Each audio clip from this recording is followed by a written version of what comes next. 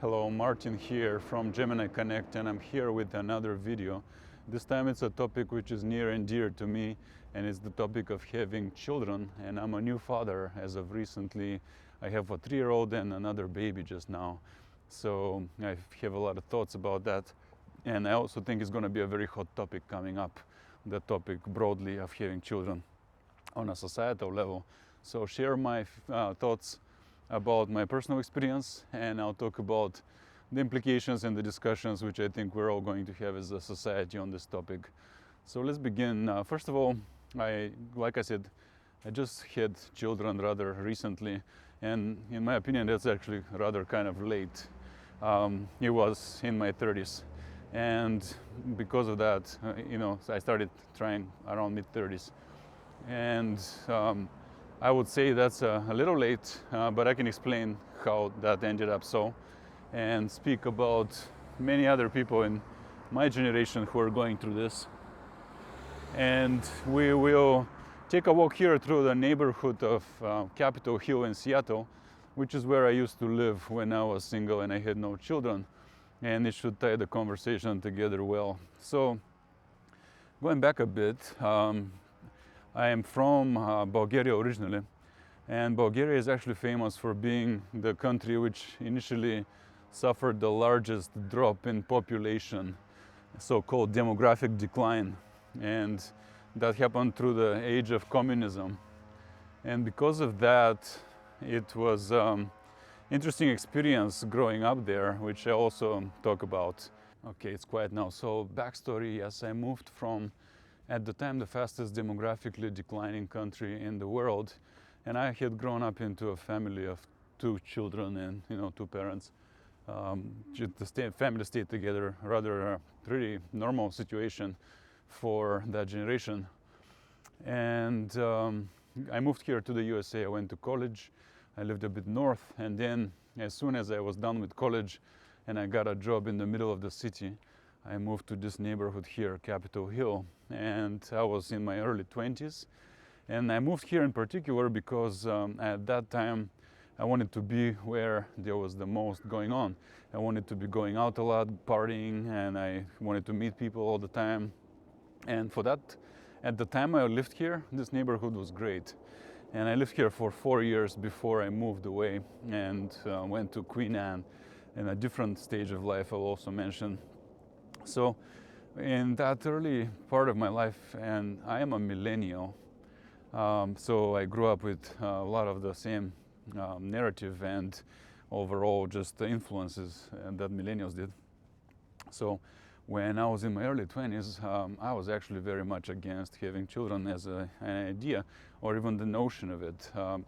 Our generation was bombarded, you could say, but very much influenced with the idea that you need to experience the most out of life. I would say this truly defined the millennial generation, at least when we were younger. And we thought, I have one life to live. Why don't I do everything that I want to do? I remember even as early as a teenager, I would look at my parents and other people around me. And again, back in Bulgaria, there was a very tough situation in the 90s. After the communism had collapsed, it was the failed experiment which harmed society very much, and the economy, and people had completely stopped having children, and the people that did have children were very stressed out. They barely made ends meet in the 90s. The whole sectors of the economy were wiped out. It was about twice worse than the Great Depression in terms of economic contraction and unemployment and things like that. And so I grew up in that environment, and I could see how all the adults were struggling a lot, and they really had a hard time. They had to go work really hard, and then they had to take care of their children. They barely or never had any time for themselves. They could never have any fun. They, were all visibly just stressed. And I remember growing in that environment and thinking, I don't want this for myself. I need to try hard to not end up like that. And so for that reason, I actually came here to the USA, and I moved for economic reasons, you could say, so that I avoid having that struggle. But as a single immigrant, after I moved here, I had that attitude which many millennials do, at least in the West or Western influenced cultures, that I have one life to live. I need to maximize my experience. I need to try out everything, travel everywhere, party hard, go to all the concerts and the festivals, the restaurants, everything. Any experience that I find appealing, I had to do it to the max, and then just be the foodie, be the traveler, be everything. Also, I wanted to work on my career and do really well for that reason, and that's really why I came here, because this is a place with a good economy where I could have a great career, and I did that, and I have videos on that topic if you want to watch those. With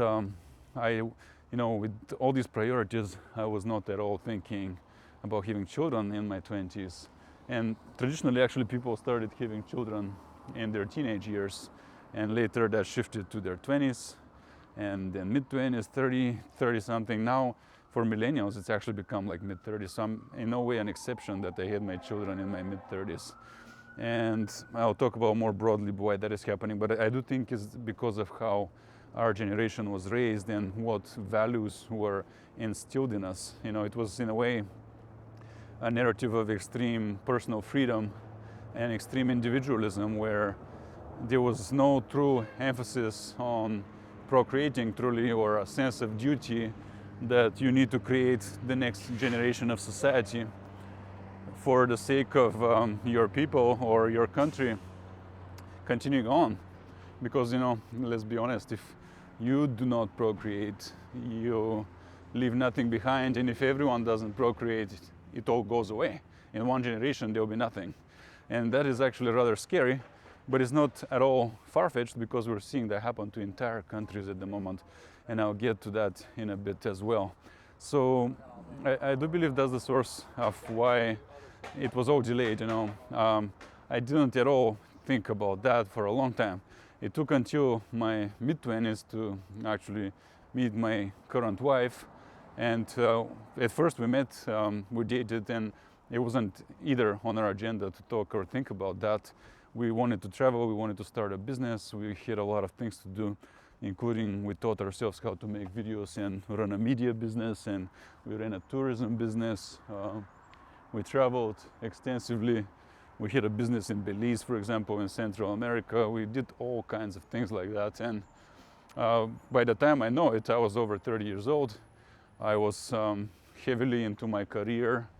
I was teaching myself after work. I continued learning, go to work all day, learn a lot, go out a lot, party a lot, travel a lot, all these things. So truly in my mind, there was no room for children at that time.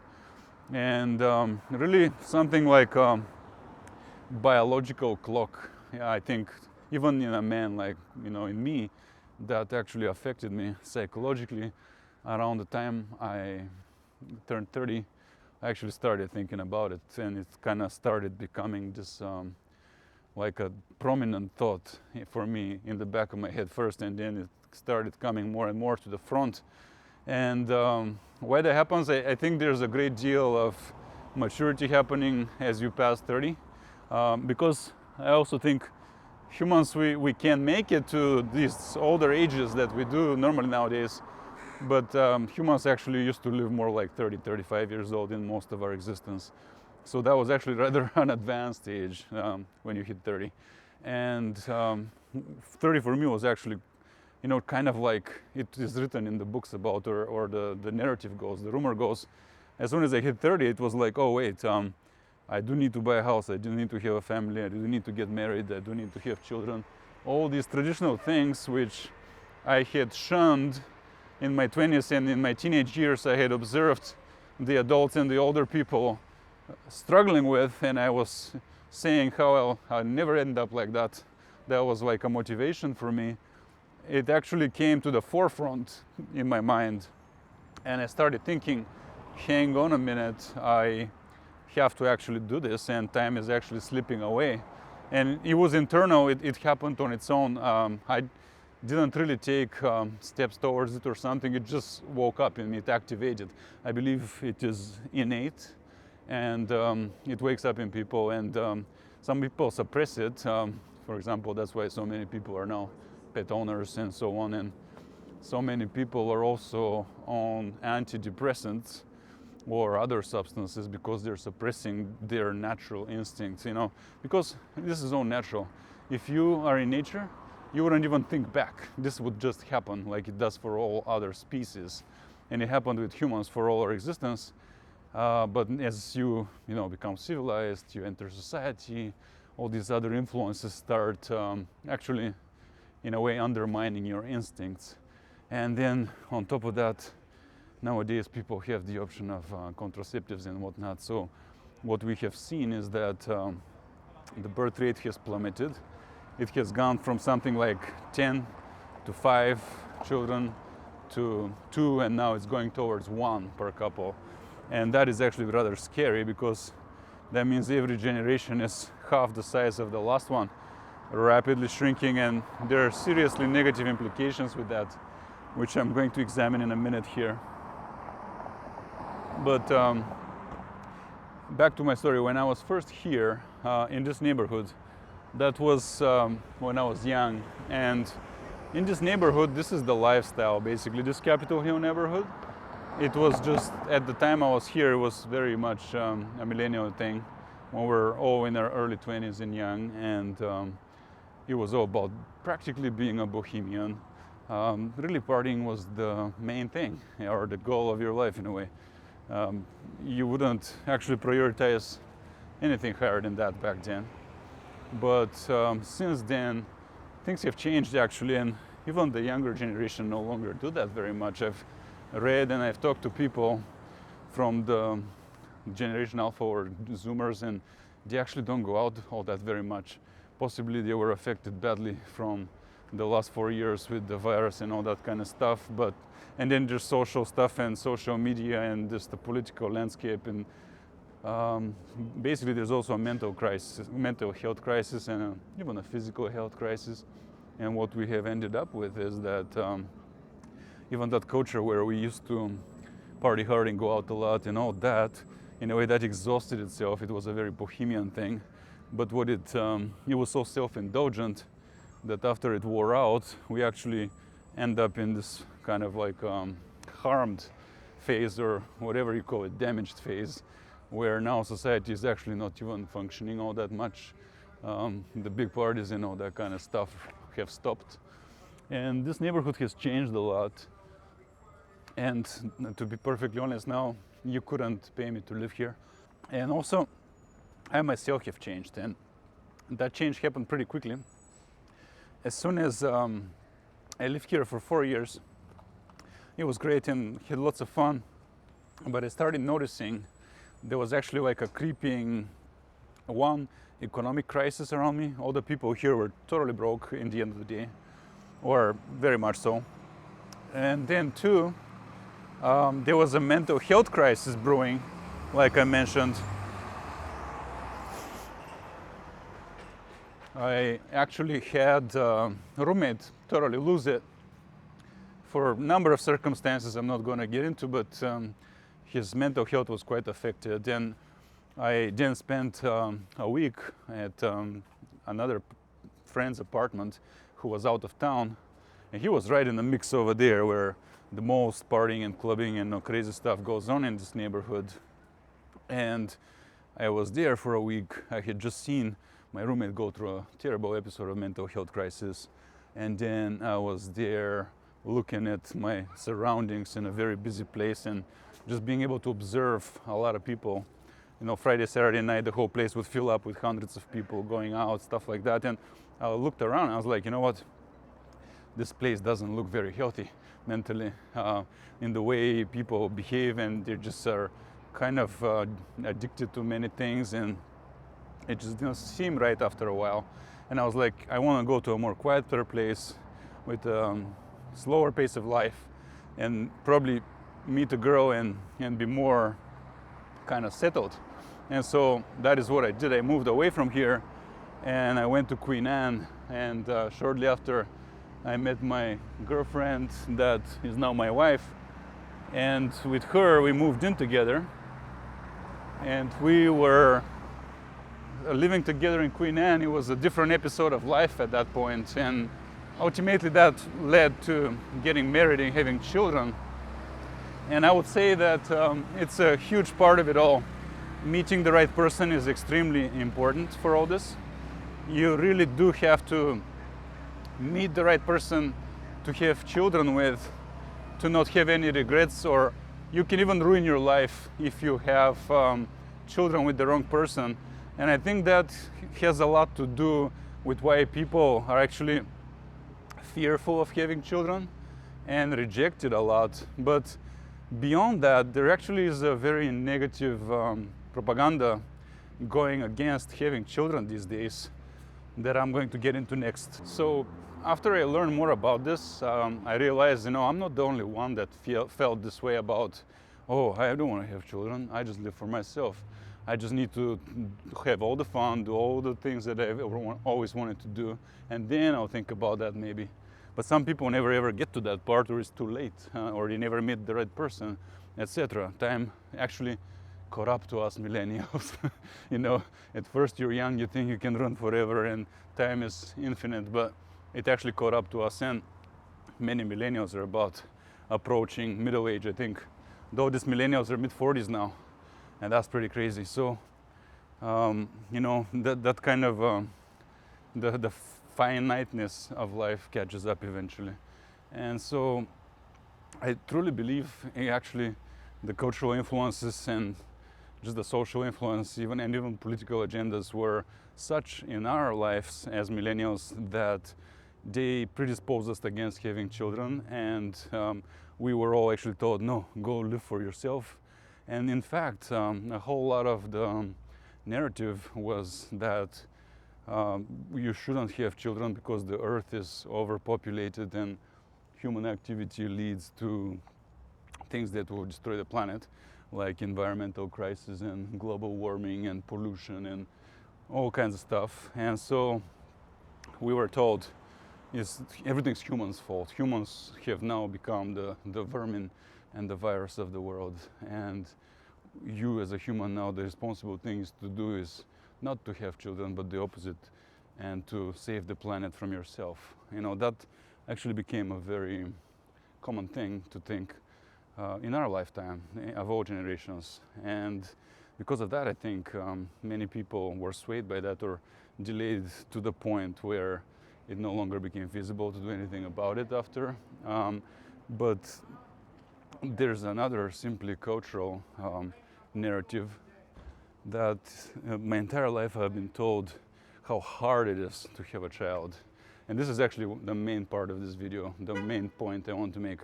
I was told my entire life by everyone, like, it's so hard, you have a baby, all it does is cry, it's terrible, it pukes, you gotta change diapers the whole time, your life is over. Like, that's what they tell you, it's over. There's never any fun anymore, there's never any joy, all you do is live for them now, your life is over. You have to just say, that's it, I have done everything fun, and now I just serve someone else. And that is really kind of the prevailing narrative about what it's like to have a child, and I have found that to be completely false, and it's very also poisonous. Yes, and I do think the word is poisonous because it poisons the minds of people, and really psychologically it makes you think that a child is something bad, and once you have one, it is over.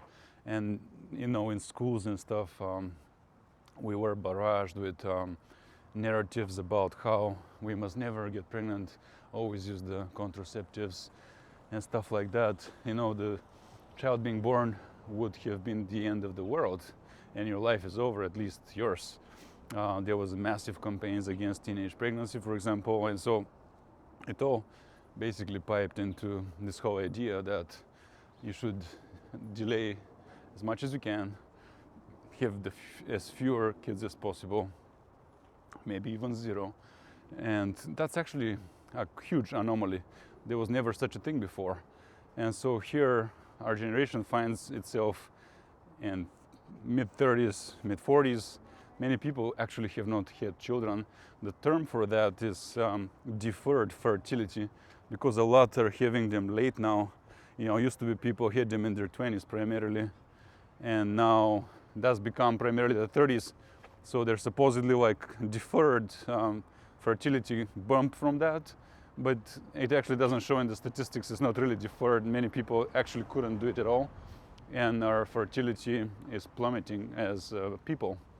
It's going from like typically it was, I don't know, like I said, it was 5 around 100 years ago, and then it's become 2 in the last few decades, but now it's become 1.6 in America.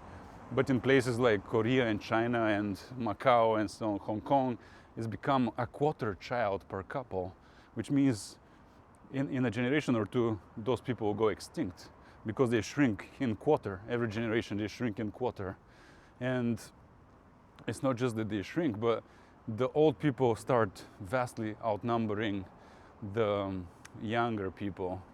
And I'll talk about that later. But on a personal level, again, I found that this was a huge lie, that children will ruin your life. And I found that to me there has never ever been anything greater, more rewarding, and it brings so much joy and satisfaction and pride.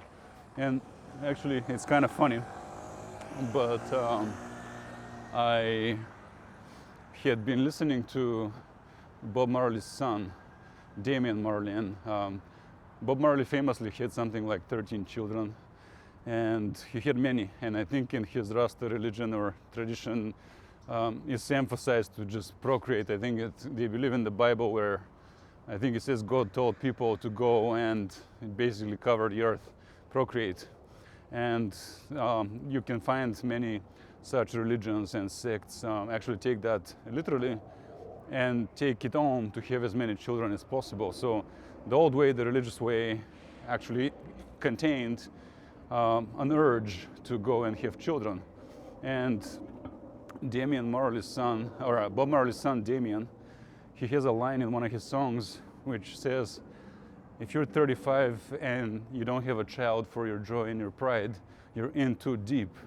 And that line really got stuck in my head because I was, each year I'm getting a little older, and yet I still don't have the child. And I listened to that song many times, and then every time I listen to it and yet another year has passed, I'm like, well, what if he's right?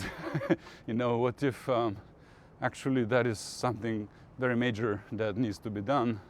And when he says you're in too deep, it means you're enmeshed in so many things that may not necessarily be that good for you, and you're not doing something which your being and your instinct actually are fulfilled by. And that's my point here, that you as a human being, you're biological, it's actually in you to have that urge or need to procreate, and that's actually where the most joy and satisfaction come from in your existence. And you may think, oh no, I'll have a career, or I'll go travel the world, or I will go do whatever, be a great musician, do something superb, very important. And year after year, you start noticing all those things start fading, and it fades. I went to so many concerts, I went to so many countries, I ate so much food, and every time it's not new anymore, it's not as satisfying anymore, it just doesn't bring that much joy anymore, everything fades. And that becomes more and more pronounced as you age. Your psychology simply changes, and most people, they feel it, but they start coping somehow, like I said, with the dogs or drugs or whatever kind of bohemian lifestyles or pleasures or whatever. Some of them become fanatics of some sort. Like, it's very common to be fanatical about causes nowadays, and or the whole dog mom thing. People basically really make themselves believe that this dog is their child, but a dog cannot be a child of a human. You did not give birth to a dog, Therefore, how can it be your child? And yes, you are satisfying to some degree your instinct to want to take care of a child, but is not a child and is not yours. It's not your biology fulfilling its goal. And that leaves something unfulfilled and unanswered. And you see it. Obviously, a dog is never going to talk to you, tell you that it loves you. It may express it somehow, but it also doesn't develop day after day to become a functioning human like a child does. And so, having had both a dog and children, I can tell you there's absolutely no comparison between having a child and having a dog, maybe like a tiny one. But having the child is just a huge order of magnitude beyond what you experience from having a dog. And I know some people are going to come and say, well, not everyone is going to be able to. Okay, but did everyone try? And did they do it on time? Was it any kind of priority in their lives? Was it their goal? Or did they suppress it? Did they feel it and suppress it? And now they're coping, you know? So, in me personally, I believe that I was rather distracted by the narratives I described and the priorities that I described. Had I grown up, I don't know, like a small town in a tightly knit community with beliefs which were religious, like I said, some religions actually have that belief that you have to get it done quickly and prolifically, I would probably have thought completely different and have a completely different life. And I'm not saying I had a bad life, I really love where I'm at. But I'm saying that it affected my thinking to delay it, and it was actually the best thing I ever did. And I actually would rather have done it earlier, but in its own way, it was done when it had to. But I am seeing so many people in my generation are on the verge of missing the chance to ever do it. And then what happens? You have the whole another half of your life left. And in that life, that whole fading I described, where everything fades and fades and fades and becomes less and less satisfying and enjoyable, and you care less and less about life, honestly. When you ask any older person, could be your grandma, could be anyone their generation, you ask them what matters the most, every single one of them will tell you the same. It's about family. Every single one of them. And having been single with no children, I now agree that ever since I had my children, it's like a new breath of life. It's like a new vigor, a new reason to live. And everything is new again. Like when my child goes to the beach and has fun and does something for the first time, like swim or anything, fly a kite, whatever, ride a bicycle, I feel like I'm back in those early days where everything was so pure and I got so much joy out of it. Same thing when I'm reading the books, like all the favorite books I've ever read, now I read them to him. And he takes them in and reacts to them. And I remember what it's like to be that young child. It's like I'm having a second childhood. It's the most amazing thing that so many people are passing on, sadly. They are simply really, in a way, they've been conned to not fulfill their instinct. And that is a terrible thing, honestly, because there's a time window you can do this. The time window slips away, and after that, you actually were like, oh, okay, I went out 100,000 times. I went out to the bar, I got food, I went to concerts, I went traveling, I did all this and this and this and this. What was it all for? What is the purpose of it all? Now it's somewhere fading in my memory, but it's not even here anymore. It's not real, it's a faded memory. And a child is right here next to you, and then it grows, and still in the end you have made a continuation of yourself. You now leave something on this earth. You created another human being who took in your genetic material and whatever was in your mind that you instilled in them, that lives on too. And that matters more to me than anything I've ever done. It matters more than career, whatever bohemian or just pleasurable experiences I've had before. It matters much more than that. It's not even comparable, like how it's like completely different. So people try to make these contorted arguments how, oh, no, it's just I live for myself. I don't want to burden myself. I don't want to, care for anyone else. But in the end of the day, really, what do you live for then? Tell me, like, do you get up, groan, that is Monday again, you gotta make coffee, and then go to work, sit in traffic, answer emails? Is that what you live for? Or is it when you get off work to watch Netflix again? Or maybe twice a year you get on a plane and you go on a beach vacation. Is that what you live for? Those little 2-week windows here and there? You know, like they actually would tell you, you know, they'll have really hard time telling you what it is that matters. And that's the thing, the truth about finding meaning and all that, that is completely bound to having children in a human being or any kind of species. You know, the animals just do it automatically without thinking about it even twice. But humans have now been civilized and indoctrinated, and they have started thinking differently about these things. And this loss of instinct actually in the end leads to the end of the species. So I'm going to talk about that next. You can call it decadence or whatever else, but it ends up making the species unable to continue on. And we have such examples through history. For example, in the case of the Roman Empire, which the Roman Empire, I'll make many videos about. I'll talk about the Roman Empire, Roman history, and why Rome matters to study.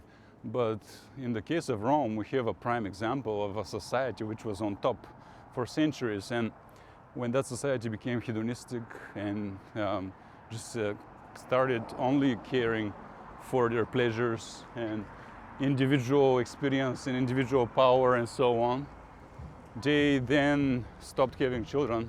And back then it was called infanticide, but it was common. And now that's come back as well by the name of abortion. But what happened is, you know, we wonder why the Romans crashed and burned as a civilization. That's because they stopped having children. And the so-called barbarians were the tribes that weren't part of their civilization. They still were procreating, and they overran Rome. And that's what happens. You start only living for yourself. You start only caring for pleasure. And then you fail to procreate. You can call it decadence or degeneracy. It's basically the suppression of your survival instinct. You no longer do what is good for you and the continuation of your being. You then simply squander everything, or you no longer do what has to be done. It's in a way a self-harm. And when it goes beyond the individual, it goes on a societal or a generational level, it ends up meaning the end of those people, because the Romans, they mostly finished, done. And now we're seeing that happen, not just with Western society, but with all industrialized, advanced societies. Our demographics are crashing and burning, and I'll speak about that now. So now back to the beginning, when I mentioned that I'm from Bulgaria, which was the most aging society and the fastest declining society for a while. I do believe that was in the 90s. And what happened there is people were kind of shell-shocked from the end of communism. All the economy, social order, everything decimated, and they stopped having children.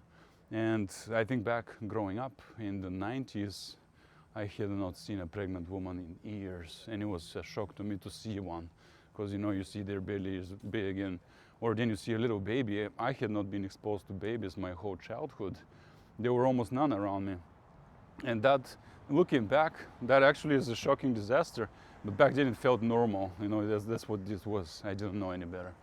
And so what happened in Bulgaria, as that declining birth rate stuck, society became older and older and older, because you know, the older generations did have children. They made a bunch more population, while the newer ones did not. And you end up having many more old people than young people, and later on many more old people than working people. And what happens is the so-called demographic pyramid inverts. Instead of having a wide base with many children at the bottom, you have one with many old people at the top. Now, old people, you know, they've done a lot in their lives, but they're no longer actually doing too much work, and they're not procreating. They're not also paying taxes. they're not producing goods and food and all that very much. They're kind of living out their years. And they basically don't even consume all that much either. So it's bad for the economy in a whole bunch of ways. And that's the kind of really bad situation Bulgaria found itself in the 90s. And that was really hard to overcome. And then many people like me chose to leave, which actually adds to the problem very badly. So because it is actually exactly those young and productive people who need to be building and procreating who leave. And then in the end, nothing is left. No one is left. All you have is old people waiting things out, but who then makes everything happen? Who produces everything? Who extracts resources? Who makes the food? Who builds houses? Who repairs everything? Who makes everything run? Nobody is there for that. So Bulgaria and the rest of Eastern Europe suffered greatly from that. And it was the first region of the world which went through that demographic decline in this current modern era we live in. And what happened is that life, was not that great. I left for that reason. All these problems compounded. And I came to America where things were more favorable. But now I see the writings on the wall. The warnings are there because the USA no longer procreates enough as well to be at what's called replacement level, which means that each new generation is smaller than the last one. And that is how the demographic pyramid inverts. And you start ending up with more and more old people. Then you have people in the middle of working age and at the bottom of children age. And the USA actually is not the worst in this.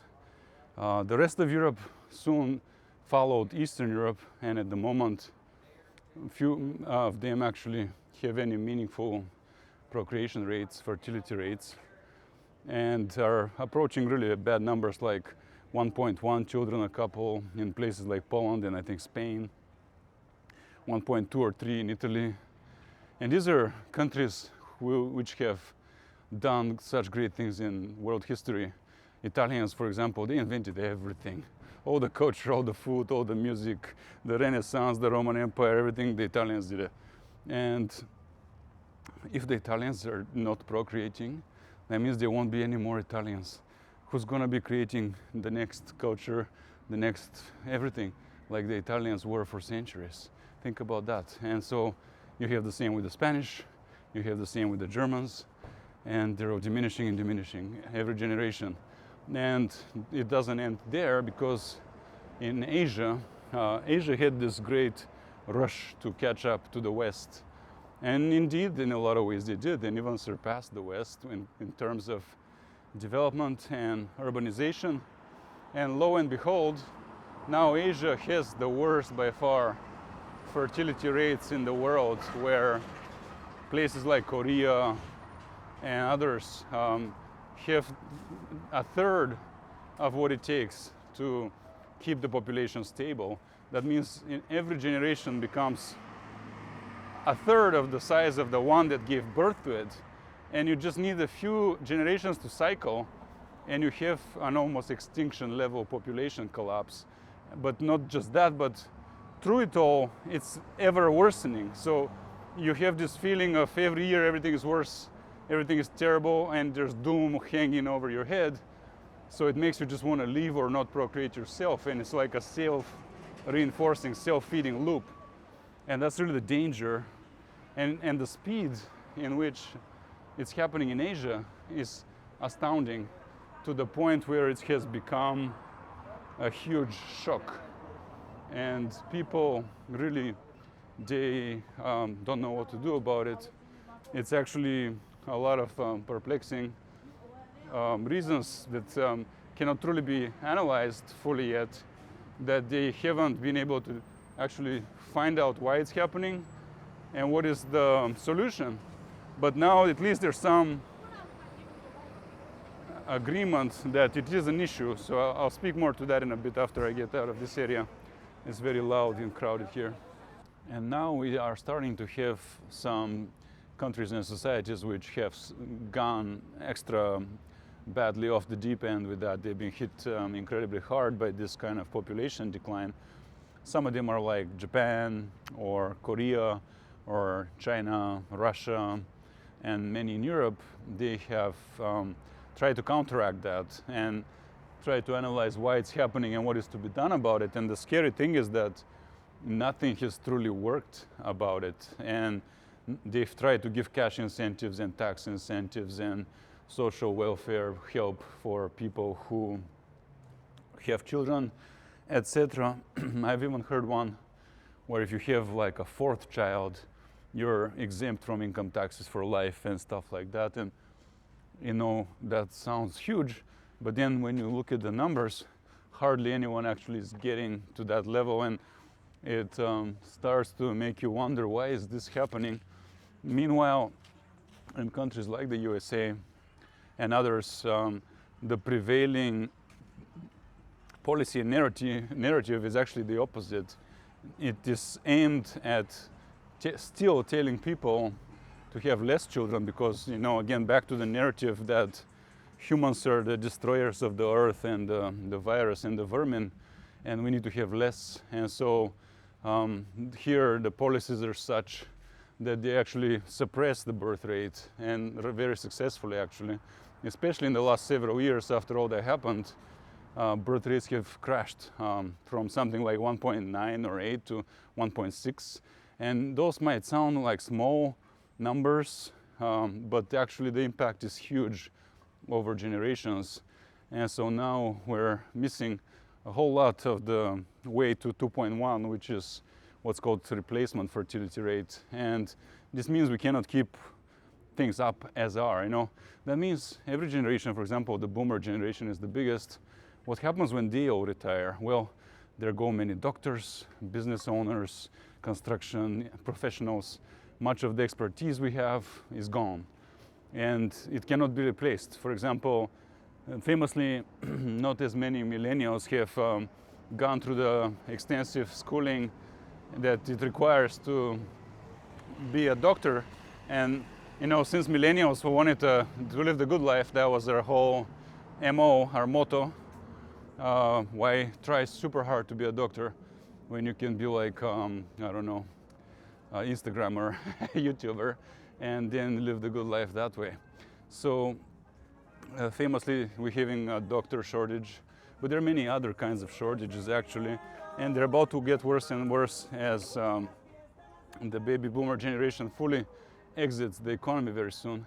And another thing that happens when the boomers or whoever, the old people, exit and they outnumber the young, those old people, they take back their finances, because the system we live in, the so-called capitalist system, but even the social welfare state, they're entirely based on the fact that you have to work, you have to put things in.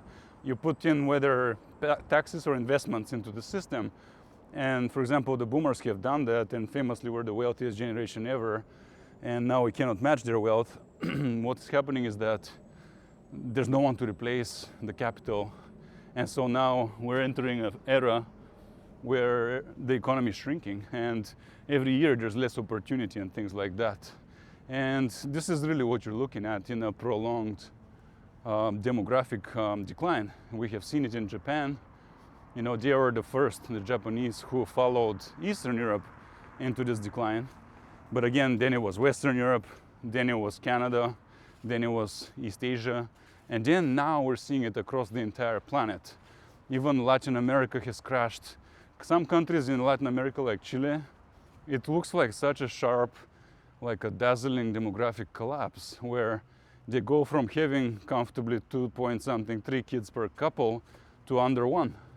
And again, have that for 1 or 2 generations, you're gonna have an inverted pyramid where you're gonna have 3-4 old people to each working person. Who's gonna take care of all these old people? Who's gonna pay taxes? Who's gonna make food? Who's gonna truly just care for them? Even just the care. And now we're saying, oh, robots are gonna take care of all the old in Japan. Not really. Who's gonna make the robots? That takes enormous work as well, and the capital, like I mentioned. So the whole thing that crashing our demographics is good for us it's actually a terrible idea. And it was embraced as the policy ever since some people got together and ran the first supercomputer. It ran algorithm with the problem of what happens when this lavish life we live exhausts the resources here on Earth. And we were like, well, you know, look around me. Everyone has a car, everyone has a house, everyone consumes. There's all these things we extract from the Earth, and we never put anything back. And so all the resources here are finite. And the supercomputer says we're going to exhaust all our resources in 2010. And they said, oh my God, that's not very long, because they did that in the 60s or so. And so they started this whole agenda of telling people to be careful with all these things, consume less, energy became more expensive. But more than anything, they told people that humans are a huge problem and there have to be less humans. And it actually worked. And people very much had less children ever since the 60s. When you look back, the baby boomer generation was born in the 50s and possibly 60s. And they had families of like 4 to 5 children. It was a baby boom, right? Their parents had many children. But the boomers themselves, they only had about 2 children each. And now the boomers' children, the millennials, are having like 1.5 child each. And probably the Zoomers are going to have only like 1 child each, because from what I hear, they're not even dating or going out for the most part.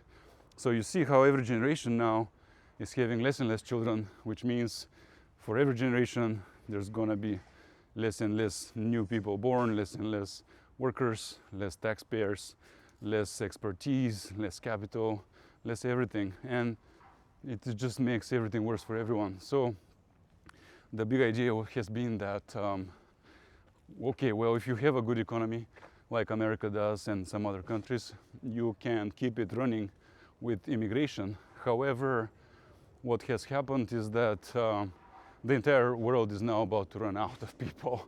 Like I said, you know, where did America get most of its immigrants from? It was from Latin America. But in the whole of Latin America, now there are barely any countries that have more than 2 children per couple, which means they can't even export surplus, yes, but they can't even keep up their own population numbers anymore. So there's no surplus for them to export here to this economy. And when you realize it's happening everywhere at once, then where are these people going to come from? And then the second thing is that these immigrants who are supposed to enter this economy, they have to be on par. They have to be raised and trained to be able to fit into this economy. But that's impossible when they haven't actually grown here. And so the culture has to be, at least to some degree, compliant or just compatible with the one that is importing them. And you're seeing in Europe a huge problem with that now, where they have imported a lot of people exactly for these demographic reasons, but they're having trouble assimilating them into the economy and getting them to work and contribute back goods and services and capital and so on. And they've done the math now, and they've seen that it's actually a net loss for the economy in many cases, and they've started reversing all these policies. Famously, Denmark did it. I think Swedish are going to do it next, and probably other countries as well. So that game is up as well. There just aren't many people born anymore on the planet to continue importing. So we're going to have to deal with this issue head on. And this narrative that, like I said, on a personal level, the narrative that a child ruins your life, which is completely wrong, it's poisonous, because it doesn't just make your life empty, and it actually ruins everything around you. In a few decades, you will see. When I was growing up, there was a prevailing feeling that just a whole bunch of society simply was retirees sitting outside on the benches and looking around like, and I always wondered, what are they looking at? Was because they're old, they're actually looking at others who are doing things, and there were less and less of them and more of the old people every year. And now there's like a little bit of rebound here and there in Bulgaria, but not enough. So you look at the numbers. For example, Bulgaria reached something like 9 million people in the 80s, which was the top. And ever since then, it has shrunk, I think now under 6 million people. So we're talking about over a quarter of the country has been lost. Either it died out or moved abroad. And that's brutal. Now, it would be maybe okay if it stopped and started growing again, but no, it doesn't. It's still at something like 1.7, so still 0.4 children per couple are missing, and therefore, yet again, with every generation, there's going to be less and less young people and more old people, and no one to take care of them, no one to keep the country running. And what you started seeing in such an environment was entire cities and villages just die out like ghost town. Everyone abandons them. Everyone moves to a city that does have jobs and young people, and then some places become just like a desolate ghost town, and then they start multiplying, and you start realizing like a quarter or a third of the country becomes such, and it's like a permanent economic depression and societal depression, and there's no fix. If you were to start having lots of children now, the fix would be 20-30 years in the future. So people actually haven't fully made that connection, that they have to take it on as a duty to fix it, but they will not be the ones that reap the reward. And since we've been told life is to live for your individual reward and not at all for the sake of anyone else, why would anyone do that with such a rationale? And this is why religious concepts existed that pushed things in that direction, or nationalistic concepts of duty and so on, just social good. And those things were for the reason that, yeah, there are some things that you have to do now which may not pay off in your lifetime even, but you still have the duty to do them. Otherwise, your people may even go extinct. And so society has not come to actually tackle this yet. But because it is now reaching a crisis point, a very acute crisis, we will have to do it. And it will happen in our lifetime when we have to tackle this whole issue. And so my advice to people who are younger is listen to your internal instincts. Don't listen to society and all this hocus pocus and mumbo jumbo that you're told. And my advice is you should have it as a goal to meet the right person and to have children early. If you can do it in your 20s, very good. It should happen no later than your early 30s in the first time, in my opinion. It really should be a priority in your life. There's nothing more fulfilling than having a child or 2 or 3. We have 2 at the moment.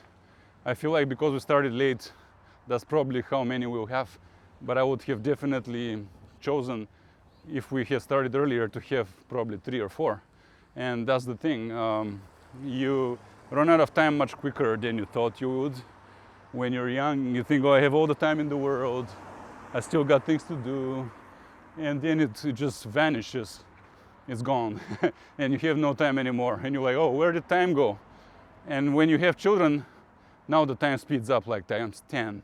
But everything feels so much more rewarding. Like I no longer know what boredom is, what an empty day is, where I just languish and I don't know what to do with myself. You simply just need to, your child wakes up, and as soon as they're awake, there goes your whole day. Like you have a whole roller coaster prepared for you. And they're always laughing and cheerful, and you cheer up, and they're joking around, and they're pure joy. And all kinds of emotions and expressions wake that up in you again. And you go back to having this full life, while as you're aging, and if you're like a empty nester type of thing, everything just fades and fades and fades and becomes joyless. And you really would be depriving yourself of the greatest thing in life if you choose not to have children, for whatever reason. If you just kind of let time slip by, or you think it's a bad idea because humans are killing the planet or whatever else. We actually have the numbers at this point, and we're facing not a population boom like it was told to people decades ago. We are facing a very sharp economic collapse. And so it's only natural that our policies and our cultural narratives start shifting to address that instead of what we thought the problem was going to be, population explosion and consequently running out of resources. And all these things are connected on a personal level. When you multiply that on a collective level or societal level, it's the same issue. So there's some food for thought. I will make many more videos about having children. This was just an introduction of what I generally think about it. So if you have any questions, and I'll also make simply parenting videos as well. If you have any questions or anything that I said or any topics that you want me to speak about, please let me know in the comments. Like and subscribe, and I'll see you next time.